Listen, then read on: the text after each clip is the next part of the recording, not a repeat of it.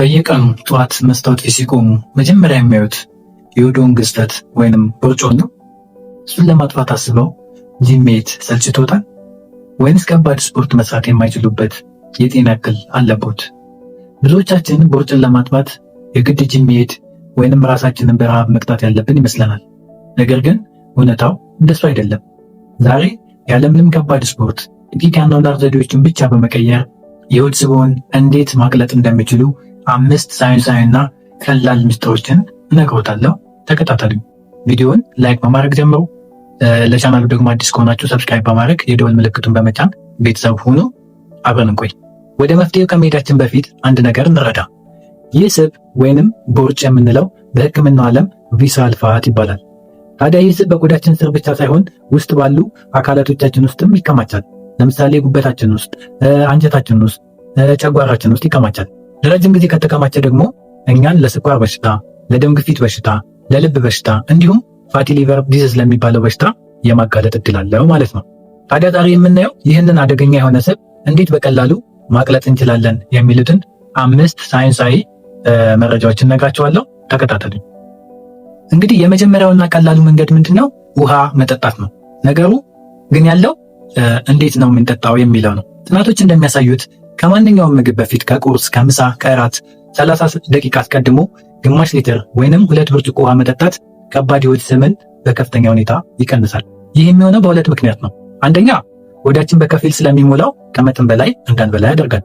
በተጨማሪም ሰውነታችን የምግብ የማቃጠል ብቃት ወይንም ሜታቦሊዝምን በ30% ይጨምራል። ስለዚህ የመጀመሪያውና ቀላሉ መንገድ ምንድነው? ከምግብ 30 ደቂቃ በፊት ውሃ መጠጣት። ሁለተኛውና ሌላው የሚመከረው ነገር ምንድነው?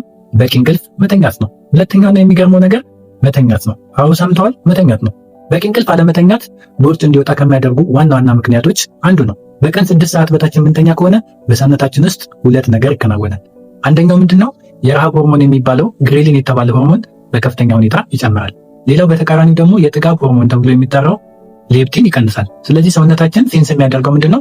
ረሃብ እንደተሰማን ነው ማለት ነው። ከራበን ደግሞ ጣፋጭና ስብ የበዛባቸው ምግቦች እንመገባለን። ከዛም እነዚህ ደግሞ ለውፍረት ይዳርጉናል ማለት ነው። ታዲያ ምንድነው ማድረግ ያለብን? በቀን ከ7 እስከ 8 ሰዓት ጥራት ያለው እንቅልፍ መተኛት ይጠበቅብናል ማለት ነው። ይህን ስናደርግ ሆርሞናችን ይስተካከላል፣ ቦርጩም ደግሞ በራሱ ጊዜ እንዲቀልጥ ያደርግልናል ማለት ነው። ሶስተኛውና ሌላው የሚመከረው ምንድነው? የአመጋገብ ሰዓታችንን ማስተካከል ነው። ይህ ማለት ምንድነው? በምንበላው ምግብ ውስጥ ፕሮቲንና ፋይበር የበዛባቸው ምግቦች ማብዛት ይጠበቅብናል። ሶስተኛው መንገድ አመጋገባችንን ሳንራብ ማስተካከል በቂ ነው። በምግባችን ውስጥ ለምሳሌ እንደ አጃ፣ ኦትሚል፣ አትክልትና ፍራፍሬዎችን ማብዛት።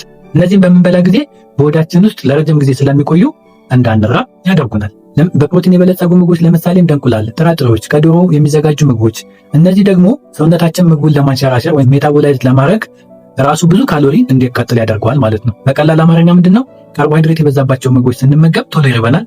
በፕሮቲን እና በአትክልት የተሞሉ ምግቦችን ስንበላ ግን ሰውነታችን ስቡን እያቀለጠ ለረጅም ሰዓት በኃይል ሳይርበን እንድንቆይ ያደርጉናል ማለት ነው። ስለዚህ ሶስተኛውና በጣም ወሳኙ መፍትሄ ምንድነው? የአመጋገብ ሰዓታችንን ማስተካከል። አራተኛው መንገድ ምንድነው? ጭንቀትን ማስወገድ ነው። ስራ ላይ፣ ህይወት ውስጥ ከመጠን በላይ ስንጨነቅ ሰውነታችን ኮርቲሶል የተባለውን የጭንቀት ሆርሞን ይለቃል። ይህ ሆርሞን በጣም አደገኛ ነው። ምክንያቱም በቀጥታ ለሰውነታችን አደጋ ላይ ነህ፣ ስለዚህ ስብ አከማች የሚል መልእክት ነው የሚያስተላልፈው። የሚገርመው ደግሞ ይህ ሆርሞን ስቡን የሚሰበስበው በቀጥታ ሆዳችን ዙሪያ ነው። ስለዚህ በቀን ውስጥ ቢያንስ ለ10 ደቂቃ ስትረስን ዲል የምናደርግባቸውን ቴክኒኮች መጠቀም ይጠበቅብናል ማለት ነው። ለምሳሌ ዲፕ ብሪዝ ኤክሰርሳይዝ ማድረግ፣ ወክ ማድረግ፣ ስፒሪቹዋል ቦታ ሄዶ መጸለይ እንዲሁም እኛን ሊያዝናኑ የሚችሉ ነገሮችን በማድረግ ስትረስን ዲል ማድረግ እንችላለን ማለት ነው። በአምስተኛና የመጨረሻው መንገድ ምንድነው? ከበላን በኋላ ለ10 ለ15 ደቂቃ ወክ ማድረግ። እንግዲህ በተለይ ከምሳ ወይንም ከራት በኋላ ከመተኛት ወይ ቁጭ ከማለት ለ10-15 ደቂቃ መራመድ በጣም የሚመከር ተግባር ነው። ይህ አስደናቂ ልምድ በደማችን ውስጥ ያለው ግሉኮስ በድንገት ከፍ እንዳይልና ኢንሱሊን የተባለ ሆርሞን ስኳሩን ወደ ስብ እንዳይቀይረው ይከላከልልናል። ምግቡ በቀጥታ ወደ ኃይልነት ይቀየራል ማለት ነው። ስለዚህ እነዚህን በማድረግ የሆዳችንን ቦርጭ መቀነስ እንችላለን። እነዚህን 5 ወሳኝ ነገሮች ለአንድ ወር ብቻ አዘውትረው ቢሞክሯቸው በሆዶ መጠን ላይ የሚያዩት ለውጥ ያስገርሞታል።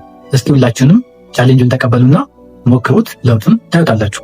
ለዛሬ የነበረን መረጃ ይህን ይመስላል። ቪዲዮ ከጠቀማችሁ እና ከወደዳችሁት ላይክ አድርጉ። ለሌሎች ለወዳጆቻቸው እንዲደርስ ደግሞ ሼር ማድረጋቸውን አትዘንጉ። ለዛሬ ነበረን እዚህ ላይ ያበቃል። ቻው።